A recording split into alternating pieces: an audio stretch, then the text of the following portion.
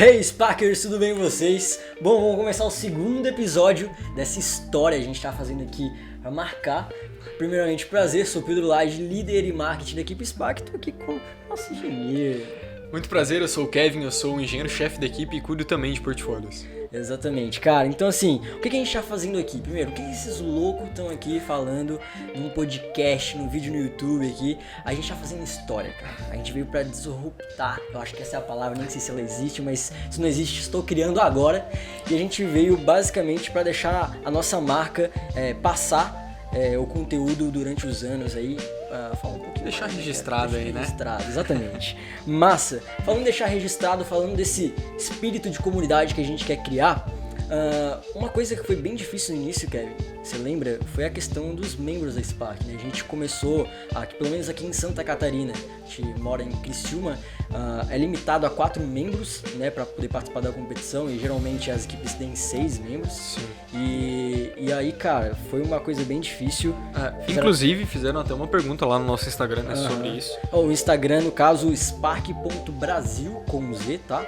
Então, sigam lá a gente, por favor. Isso. A pergunta aí foi feita assim, como vocês conseguiram administrar tão bem as áreas, mesmo em pequena quantidade de membros? Que a gente tava só com 3 membros, né, quando a gente foi pro Nacional. E assim, eu acho que a forma mais simples de responder essa pergunta é totalmente organização da equipe. Planejamento, né? Um planejamento, tipo, muito bem fechado e redondinho, sabe? Porque senão prazo começa aí... E eu adiciono até um pouco mais a questão da vontade. Porque como vocês viram no episódio passado, eu e o Kevin, a gente saiu lá da competição com sangue no olho. Cara, a gente queria muito aquilo. A terceira membra, no nosso caso, era a Sabrina, que estava com a gente lá na equipe. E a gente pensou, cara, como é que a gente vai fazer? Por mais que nosso colégio estava engajado, eles queriam criar outras equipes. Eles não queriam entrar na Spark não, cara. Ele queria pegar, porque até então a Spark era fracasso. A Spark tinha ido pro Nacional, não tinha tido uma boa colocação, mas aí a gente ressurgiu. E como é que foi Fala um pouco como é que foi essa trajetória pro regional. Cara, assim, a gente criou ali... Faltando acho que 15 dias a gente fez a equipe, né? Foi corrida aquilo. 15 dias pra gente 15 dias pra montar um portfólio de engenharia. Nossa, muito corrido, muitas noites não dormidas. Muitas noites. Mas a gente criou, conseguiu, passou no regional. Fomos aí classificados pro regional. E aí a gente se deparou com um problema gigantesco. Foi um grande problema. A gente acabou entrando com a Thalita também. Thalita aí se formando já, né? Terceirão já se formando. formando. Então, tipo, a gente já tava com esse desafio, porque a Thalita, ela também trabalha. Pois então, é outro desafio. Então, acha que tudo são rosas, tudo são flores. A gente é 100% dedicado pra F1 fazer tudo, não. Não é. E aí o que acontece é que durante essa caminhada, a gente começou a ver, diferentemente da temporada 2019, que a F1 é muito mais do que só Brasil. E eu acho que isso foi um principal fator, porque a gente começou a olhar tudo também, o que estava acontecendo na Índia, o que estava acontecendo na Alemanha, na Grécia, principalmente na Austrália, né? Os australianos são grandes. Várias vezes campeões mundiais e... Exatamente. Mas antes de começar a ver essa questão fora do Brasil, a gente começou a focar principalmente na melhor equipe do Brasil, até então, né? Então, bicampeã brasileira, a gente viu a Brazilian Six e falou, cara, a gente realmente quer aprender com esses caras. Chegar neles. A gente quer chegar neles. E a gente acabou chegando no João Vuolo, que agora mora na Alemanha, tá com a sua startup lá, fazendo várias coisas. Faculdade, tudo mais. E eu acho que esse é o primeiro ponto de aprendizado, tá? O primeiro ponto de inflexão aí é essa questão do que, tipo, a gente poderia simplesmente bater a mão no peito e falar, não, vamos aprender sozinho, vamos buscar isso aqui e tudo mais, mas não. A gente abriu nossos horizontes e viu que a experiência compartilhada é muito bom. Sim. Boa, né? É aquele negócio, né? A gente nunca deve aprender uma coisa e, tipo, só deixar pra gente, sabe? Acho que a forma de fazer o próprio projeto crescer e a gente crescer como uma equipe é sempre compartilhando muita informação, né? Claro, essas informações sigilosas, tudo mais, pode manter com a equipe, mas o resto, cara, compartilha. Então, até tem uma estatística que fala que 95% da aprendizagem você faz quando você ensina alguém. Sim. Então, tipo, a capacidade de aprender, ela fica 95% quando você ensina. Quando você lê, é 20%, cara.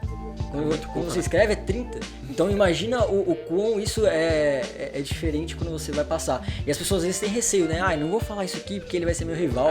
Cara, o quão a gente compartilhou coisas e aprendeu com isso. Porque na hora que você fala, você basicamente está fazendo um exercício de repetição no seu cérebro. Então é bem bacana. Isso é até legal, porque eu vou citar aqui a área de programação, mas isso é um exercício que é muito usado, essa parte de tu falar pra alguém, né? Eu não sei se você já ouviu a expressão de, tem um pato pra falar contigo, tá ligado? Essa eu não sabia. Porque, tipo assim, o pessoal desenvolvedor geralmente bota um patinho do lado do computador e daí, deu um problema, ele começa a falar pro pato, tá ligado? O que tá acontecendo? Tá, entendi. Isso é um exercício que tu fala e aí na hora, tu, resolveu o problema, tá ligado? Porque tu tá pensando no que tu tá falando. E você tá jogando isso pra fora, você e tu resolve o problema. Então, compartilhar sempre é a melhor solução. Muito massa, falando aqui com o criador e desenvolvedor do site da Splack, nosso guerreiro programador aqui na prática. Mas aí, continuando, a gente foi pra essa etapa regional, depois de ter compartilhado aí com o Volo. Obrigado, Volo, aí, por ter ajudado a gente bastante. E depois que a gente fez, Kevin, a gente entrou em contato com umas equipes meio brabas aí no mundo. Nada mais, nada menos do que uma equipe campeã mundial, Horizon, umas Ascension, duas, eu acho que aí, Centurion no top Racing, 3, top 5 que naquela mundial. época a Centurion Racing, a Ascension hoje, que é pelo menos foi em 2019, o último mundial, eles ganharam a melhor engenharia. Sim. E Centurion Racing Marketing. Então, assim, a gente teve uma base muito bacana Era de melhor engenharia, melhor marketing, melhor portfólio. E aí eu já quero falar uma parada que a galera coloca muito limite. Tá, mas como é que eu vou entrar em contato com esses caras? Instagram, Discord, Facebook. Então, assim, tem muita coisa que você consegue ir atrás. Até mesmo LinkedIn, né, cara? Todo mundo fala, tipo, mundo empresarial, mas, cara, tem muita equipe famosa que tá lá. E outra coisa, é só você lembrar das raízes. A F1 Schools é um projeto de empreendedorismo. Então, assim, você tem que lembrar disso. Você tá montando uma empresa, é muito além, né? Então, e tem outra barreira, tá? Que muitas pessoas falam, eu não sei falar inglês. Fala aí, Kevin. E aí, Pedrinho, tu sabe falar inglês? I don't. Não sei, cara. Então, assim, por exemplo, agora eu tô indo a gente tá indo pra etapa mundial, tô tentando treinar o máximo que eu posso, mas eu nunca fui bem com inglês. O Kevin já desenrola muito mais, a Thalita, outro nível, mas eu nunca fui bom e isso nunca foi uma barreira. Porque, acredite se quiser, cara, o tradutor me salvou muitas vezes. É claro, agora indo pra etapa mundial, se preparando muito mais, não tem essa, cara. Mas não tem essa desculpa de idioma. Cara, você vai ali no Ctrl-C, Ctrl-V no tradutor e consegue se comunicar com certeza. Sim. E tem muita gente que fala, tipo, a equipe é lá da Alemanha. Eu vou falar em alemão com os caras. Não, cara, tu não precisa, tá ligado? Mete inglês que eles sabem falar inglês. Exato. Né? E se eles não souberem, eles vão usar o tradutor deles lá e vão conseguir fazer também. Exatamente. Então, assim, foi muito bom poder compartilhar isso. A gente foi pra etapa regional, fomos campeões e o carro mais rápido. Né? O famoso, o Kevin acabou de citar o pato, é que a gente vai, quem tá aí pelo YouTube, a gente vai colocar uma foto do nosso pato aí. Isso sim é um pato, o carro tinha um formato, mas foi muito rápido. Não, foi muito bacana aquele carro. Mas depois disso a gente não se contentou. Eu acho que esse foi o principal. Enquanto a maioria das equipes estavam tendo regionais, tipo, tava acontecendo em todo o Brasil alguns regionais, a gente continuou, cara. Então, assim, mesmo sendo... A gente acabou sendo campeão, né? Mas a gente continuou estudando. A gente manteve muito pé no chão naquela hora. Porque a gente acabou sendo campeão em setembro. O Nacional era em março. Então tinham mais 6 meses aí pra gente poder dar uma descansada se a gente quisesse e tudo mais. Mas, cara, não descansamos. Final do ano ali, uma semaninha de férias, não. Acabou que a gente ia pra praia, eu e o Kevin, que a gente pode compartilhar, a gente ia pra praia, a gente ia pra trabalhar, cara. A gente ficava fazendo portfólio. Ficava puxando o saco do outro pra fazer. Fusion 360 lá. PC decolando. PC decolando. Mas o bacana é que foi isso. E aí até que surgiu uma grande ideia aqui do marketing, que agora a gente vai entrar um pouco mais nessa área, bacana falar um pouco disso, que a gente resolveu ir pra São Paulo. Do nada. Eu falei pro Kevin assim, Kevin, nenhuma equipe brasileira saiu do seu estado pra ir pra outro, só pra poder captar recurso, pra poder conversar com outras equipes. Ninguém nunca tinha feito isso, pelo menos as minhas buscas, né? Se você já fez, comenta aí que eu quero ver.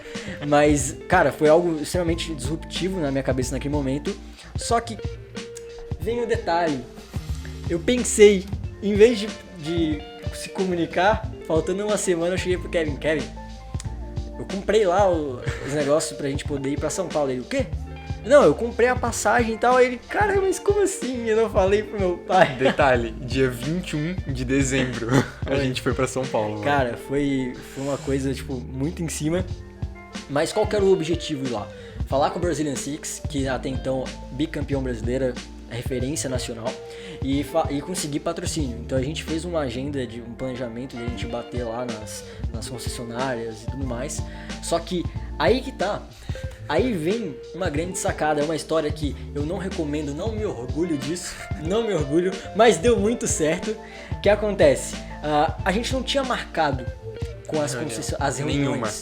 A gente tinha marcado somente com a Messen, né?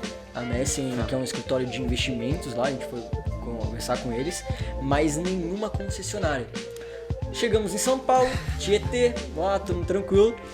Chegando de Uber na casa onde a gente estava hospedado, a gente vê uma rua somente com Jeep, tava a Fiat, Renault, tinha várias coisas. Tinha um monte. Beleza, eu falei assim, Kevin, vamos comer ali um pastel, né? Um negócio. Pastel mais caro da minha vida. Cara, foi triste que lá, São Paulo você tem que ir com mãe. Mas continuando aqui, a gente foi lá, focamos bastante e eu falei, Kevin, faz o que eu faço. Só segue. Só segue. E aí vem algumas dicas de como não fazer um marketing. Nunca chegue em uma cidade que você conheça e só brota lá, porque talvez não dê certo. Mas como a gente tem a sorte aos nossos pés, acabou dando certo. A gente bateu primeiramente na Fiat. E como é que foi o diálogo? Eu cheguei lá, você é a moça lá da recepcionista. Oi, tudo bem? Eu acabei marcando uma reunião na semana passada. Eu não lembro bem com quem que eu falei. Foi com a moça de marketing, Érica, eu não lembro muito bem o nome dela. Mas a gente tá com um projeto de engenharia e um projeto da Fórmula 1. Então, você, é uma parada importante, tá? Você tem que falar engrandecendo o projeto. Não é um projeto de robótica, não é um projeto... Cara, é um projeto de engenharia e ciências da Fórmula 1. Cheguei lá e ela falou assim, mas você não lembra com quem você falou? Eu falei assim, eu não lembro. Nunca tinha falado com ninguém. Esse foi um ponto. E aí ela falou, descolar, tal, falou. Não, certo, tá marcado. Pode vir aqui amanhã, tá o horário que a gente vai falar com vocês. Primeira reunião marcada. A cara do Kevin. Não, ele não fez isso. E esse processo foi um processo escalável. Eu repeti ele, tá? Repeti isso na Jeep, repeti isso na Renault. E acabou que na Jeep deu muito certo. A gente foi recebido, explicou todo o projeto. Vocês vão falar na Jeep, a gente até quebrou a cara na primeira vez, né? Porque a gente chegou, a gente quer falar com o gerente e tal da loja. Não, ele não tá. Ele não tá e ele tá muito bravo. Tipo, não enche o saco dele, tá ligado? Aí deu tipo sei lá o quê? Uns 40 minutos depois que a gente foi na Fiat nesse momento. Exato. Voltou ali, o cara tava ali, tá ligado? Exatamente. E aí a gente apresentou um pouco o projeto e ele falou assim, cara, eu queria muito ajudar vocês, mas essa mulher vai poder ajudar. A gente lá no centro de São Paulo, a gente andou pra caramba pra poder chegar lá na outra Jeep. E quando a gente chegou lá, primeira questão, respondendo essa pergunta que foi feita aí pra gente, tá? Deixa eu até abrir a pergunta aqui. Se o Kevin puder ler aí pra gente. Cara, vamos lá. A questão... Vai lá. Como estruturar o marketing para ter uma melhor abordagem na busca por patrocínios? A primeira chave é confiança.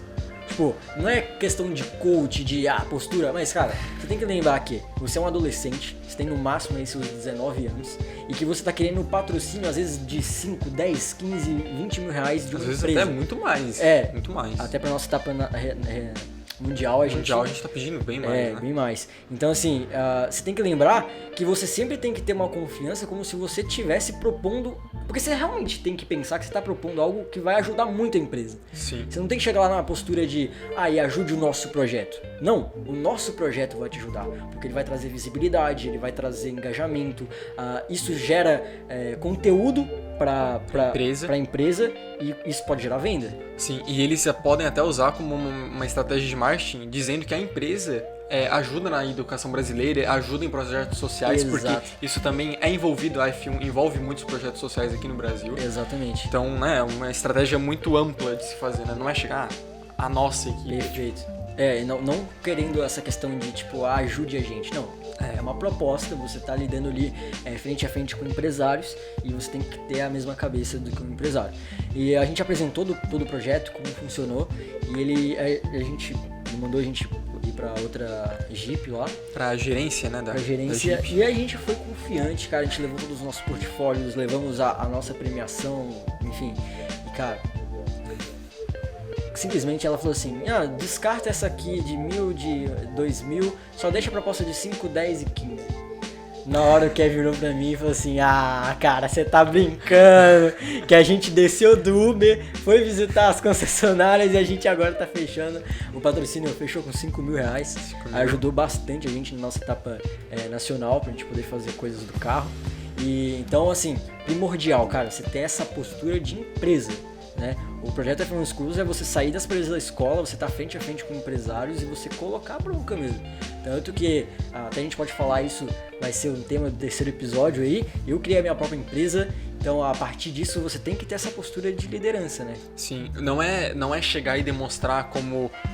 É muito normal quando tu entra numa empresa e, tipo, tu pede, a gente até foi tratado dessa forma, né, em algumas empresas, que a gente entrou... pediu pra conversar com o gerente, que era um projeto e tal, pra falar de patrocínio, o cara, tipo, não acreditou, tá ligado? Dois gurizão vindo aqui falar com, tipo, querer patrocínio da empresa, pô, nunca. E um projeto da Fórmula 1. Enfim. Tão mentindo pra gente. Exato. Mas sendo formal, digamos assim, a nível empresarial, tu consegue sim chegar onde tu quer, né? Consegue chegar numa empresa e, fechar um patrocínio, como a gente fez com a Jeep, por exemplo, de R$5.000. Exato. Uma quantia pra adolescentes aí de 15, 16 anos, pô, é bastante dinheiro. Demais, cara. E assim, se planejar. Não adianta você chegar lá com postura se você não tem um projeto. Você tem que pensar em um dos principais KPIs, que são os Key Performance Indicators. Tô falando inglês aí, cara? Que são os indicadores chaves pro seu projeto. O principal indicador chave, cara, ROI. O que é ROI? Retorno do investimento. Simplesmente, Return of Investment. Aí. Tô manjando aqui, já tá preparado pro Mundial. Mas enfim, você conseguir dar o retorno. Não você chegar lá pedindo 5 mil, mas você mostrando que ele consegue 15 com esse projeto. Você mostrando que ele consegue ações de marketing, que ele consegue captar muito mais e que esse retorno vai ser bom para eles. Sim, então basicamente isso, né, cara? Não tem muito segredo, mas é sempre ser muito detalhado no que tu tá fazendo e muito bem organizado, porque senão, cara, perdeu a linha e já era. Outro patrocínio muito importante, esse patrocínio aqui, não sei se você vai conseguir ver, será que dá pra levantar aqui, ó? XW, o nosso editor vai me matar ali, que eu tô todo serelepe aqui. A XW, que é uma carteira de investimentos, questão de criptomoedas. Cara, as pessoas perguntam pra mim, cara, de onde é que essa empresa veio, como é que vocês conseguiram ir atrás deles? E na verdade tudo se baseia também numa coisa muito fundamental da F1 Schools, que é o networking. Então você ter conexões, eu sempre fui uma pessoa que sempre quis me conectar muito, o Kevin também já trabalhou numa empresa que ajudou a gente. Sim. Então ter networking, ter contatos e ativar esses contatos é fundamental. Então, a gente conseguiu ter esse contato aí com um representante do Brasil da XW. A gente apresentou todo o projeto. A XW ela nasceu na Estônia, acredite se quiser. Ela está no mundo inteiro e a gente mostrou todo o projeto, o quão isso seria uma possibilidade grande caso a gente fosse campeão nacional. Então, outra coisa, projeção para o futuro. Você não tá ali só querendo um patrocínio para regional, você não tá ali só para o nacional, você tem que mirar projeção. Então, por exemplo, a Anjo Tintas foi uma empresa que trabalhou muito a questão meritocrática com a gente. Eles falaram o seguinte, não, a gente quer patrocinar, a gente quer ver vocês lá, mas se vocês forem campeão nacional, a gente vai dobrar o patrocínio. Acabou que eu falei, lamento, né, mas vocês vão acabar perdendo aí mais um pouco de dinheiro. Eu fiz essa brincadeira lá, acabou que a gente foi campeão nacional. Mas assim, sempre ter essa projeção. Uma dica no patrocínio é vir com essa questão de projeção. Então, chegar lá, pedir um valor e já mostrar que vocês têm muita chance de poder ter uma outra competição. Mostrar os trabalhos, né? É aquele negócio que, tipo, a F1 toda se baseia nisso, que é dados. Uhum. Tu chegar mostrando os dados que a empresa pode alcançar e os dados que tu já tem hoje. Exatamente. Então a gente chegava lá com marcadores do nosso Instagram, como que tá o nosso Instagram, engajamento. Nossa, como é que a gente pode alinhar a persona? A persona é basicamente aquela questão indicativa, né? Tem um público-alvo e tem a persona. O que é o público-alvo? Jovens de 15 a 19 anos, você vai fazer dados mais gerais. A persona é basicamente você falar assim, o Kevin tem 17 anos, o Kevin tá ficando velho, tem 17 anos, é engenheiro, tô te valorizando, vai ser engenheiro, programador. Então assim, você fixar isso, você nichar cada vez mais e mostrar que você vai conseguir atingir essa persona pro seu patrocinador, cara, eles vão falar, não tô falando com um menino de 16, 17 anos, eu tô falando com um cara, um empresário que vai conseguir me ajudar e eu vou conseguir ajudar eles através do meu patrocínio. Então é bacana falar um pouco disso. E aí a XW acabou patrocinando a gente com um valor aí de 15 mil reais, né? Foi uma grande ajuda aí pra gente, né? Foi 0,35 bitcoins. E esse foi um ponto de inovação muito bacana para nossa etapa nacional, né? Uma estratégia de marketing até, né? Que pode ser considerada. Então, assim, poucas pessoas no mundo fizeram isso, essa questão de conseguir angariar fundos através de Bitcoin. Isso mostra o poder tecnológico que tem a Film Schools, que a gente consegue fazer. E a gente conseguiu. Agora eu vou passar a bola aqui. Infelizmente a Thalita não tá aqui para poder falar sobre o stand. A gente conseguiu aí o prêmio. Cadê? Aí, tá aqui, ó. Tá aí. Tá escondidinho ali atrás, mas a gente conseguiu lá no Nacional o nosso prêmio de portfólio stand, né? Isso. Os melhores portfólios e o melhor stand da etapa. Mas por que, né, que a gente conseguiu? Eu acho que uma coisa que quem foi lá, quem acompanhou nossas redes sociais, e se até quiser ver, né? Eu acho que ainda tá lá as nossas publicações, vai perceber que existiu uma grande diferença do que a gente fez do nosso pitch para os outros pitches que eram cedidos pelo próprio SESI, né? Aquela mesa padrão com as duas banquetas, ou pitch de outras equipes. A gente ousou muito na hora de fazer a equipe, o stand. Então, cara, foi arriscado. Foi muito ainda arriscado. Nesse ponto, vale ser conservador para conseguir uma boa colocação ou você quer arriscar? Cara, é um 880, né? Você tem que calibrar muito bem o que você quer fazer. E assim, tanto é que a gente tinha até muito medo de ousar ousar, mandar uma empresa daqui da nossa região fazer isso, como é que a gente vai levar lá pra São Paulo depois?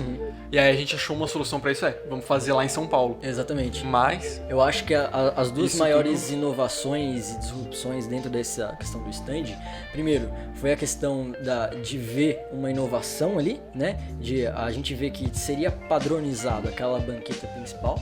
Sim. Então, no meio de 27 equipes, a única que tirou aquela banqueta, acho que se não me engano a BR Racing também tirou, mas não foi algo... Eles colocaram outra ali. Eles não tiraram a banqueta, né? Eles modificaram ela de lugar e estenderam ela. Se eu não me engano foi isso. E a gente ficou sem, livre. Então acho que isso traz uma diferença, porque por mais que os outros stands sejam muito bonitos, você olhar um stand que é um padrão diferente é a mesma coisa que eu falo do carro da Centurion Racing.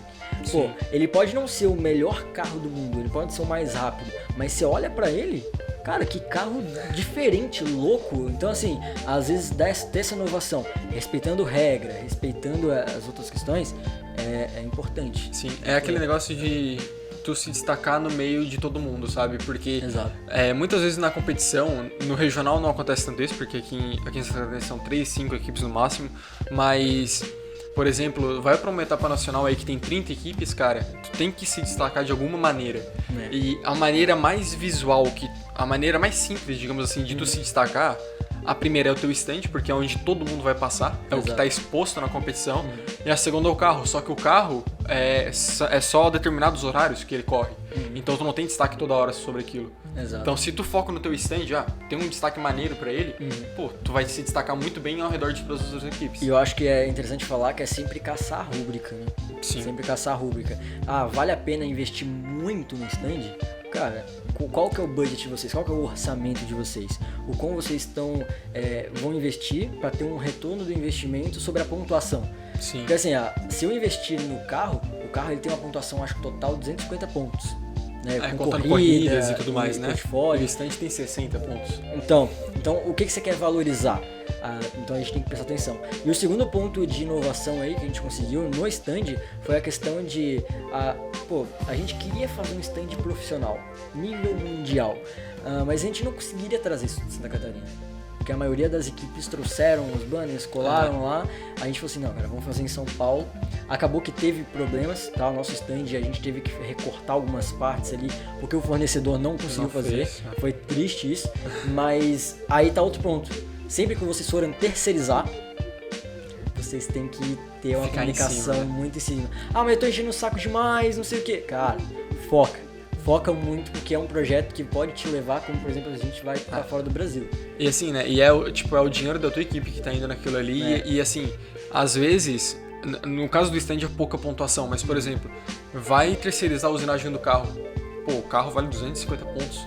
vale 1/4 da rúbrica. Aí tu vai deixar, tipo, o carro, tipo, sem supervisão alguma, tá ligado? Vai vir com erro. Um caso bacana que a gente pode ressaltar de outra equipe é o caso da Brazilian Six, né? Que o Arthur até falou pra gente, o Pig, salve, Pig. Eles terceirizaram a questão da usinagem e acabou que eles ficaram com um carro a menos lá na corrida, porque esse carro deu problema de usinagem e assim, na etapa mundial não tem perdão. Não tem perdão. Se tá com regra fora, não corre. Exatamente. É esse padrão que a gente quer ver aqui no Brasil, justamente. Então, essas foram as principais coisas aqui. Falando um pouco mais agora, pra fechar essa questão do stand, cara, dá seu aval final aí. Sobre o stand? Sobre o stand. Cara, a primeira coisa, tem que ter uma organização sobre, assim, tu tens tempo pra investir sobre um stand, pra tu desenhar ele, fazer um brainstorming, né, desenhar, porque assim, tu não vai só chegar, depende muito da empresa que tu tá contratando pra fazer isso, ou se é tu que vai fazer, mas geralmente tu tem que prototipar isso. Então, no mínimo, uma pessoa vai ter que se qualificar, caso ela não seja qualificada, ou tu vai ter que tirar um engenheiro de modelagem pra modelar esse stand. Sim. Então, isso demanda muito tempo. Tá. E segundo, tu tens que pensar muito no teu dinheiro. Porque, como cara, investir isso? Tipo assim, ó, citando um exemplo aqui que a gente pagou aqui na região em 2019, quando a gente foi usinar o carro. A gente pagou R$5.000 pra usinar 2 carros. Sim. E hoje a gente pagou R$5.000 pra fazer o nosso stand.